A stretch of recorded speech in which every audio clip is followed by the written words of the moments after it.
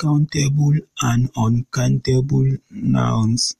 Countable noun shine sunayen abubuwan da suke ɗaukan tilo da kuma jam'i, kuma shine sunayen abubuwan da za a iya yin amfani da su tare da harafin A ko kuma haruffan AN.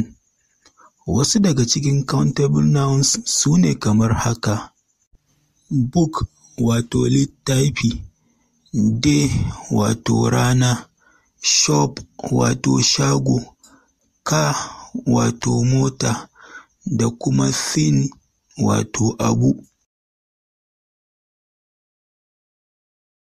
Misalan countable nouns a cikin jimla: He owned 2 houses and a car. Ma'ana ya mallaki gidaje 2 da kuma mota guda. A wannan misalin kalmar houses wacce take nufin gidaje kalma ce ta countable noun saboda kalma ce da ta ɗauki jam'i. Haka ma kalmar car wato mota kalma ce ta countable noun saboda an yi amfani da harafin A tare da kalmar inda ta zama a car.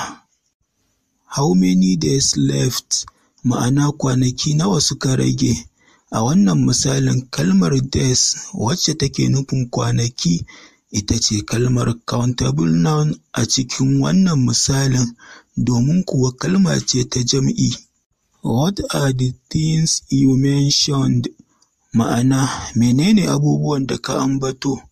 A wannan misalin kalmar things wacce take nufin abubuwa kalma ce ta countable noun domin kuwa kalma ce ta jam'i da take fayyace yawan abu.